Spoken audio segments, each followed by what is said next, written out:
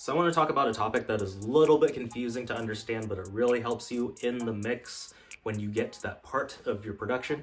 And so this is called bus compression, and what bus compression is basically taking different elements, different tracks, and putting them together and putting a compressor on that entire group so that it works as one entire group. It works. So in this case, we're going to use a drum group.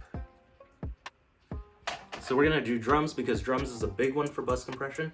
It kind of makes it feel a little bit more human and a little bit more like when a human plays the drums, and it gives a little bit more movement and a little bit more characteristic. So instead of sending individual tracks to their own compressor, in this case, like if you have a compressor on the kick, on the snare, on the hi-hat, each compressor is going to be doing its own thing, and it's only going to be reacting to the signal that it's being sent to. So this compressor is not going to do anything with the snare. This compressor has nothing to do with this hi-hat. But when you do a bus compression, you're grouping them all together. Okay? All three of these signals are now going to one bus compressor. And if you set a threshold on your bus compressor, let's say the threshold is being set right here. As you can see, the kick is going over the threshold, so that's going to trigger this compressor.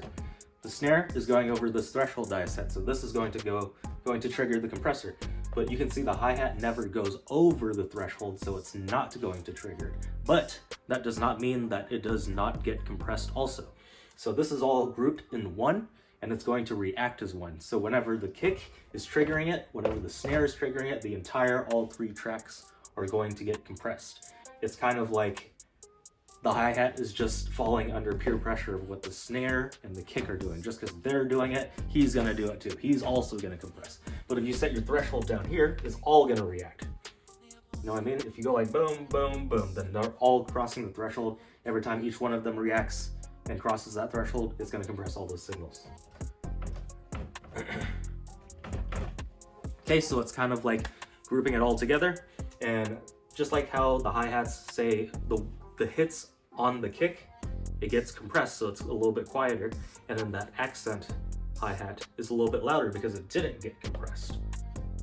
So it makes it more human, it gives it that groove, it makes it that much more wavy and such. And so this is kind of bus compression, real quick, wrapped up in a nutshell, as easy as I can explain it. So I hope that makes sense. If it makes sense, please let me know in the comments below. If it didn't make sense, please let me know which part didn't make sense so I can reiterate this. Thanks. Peace.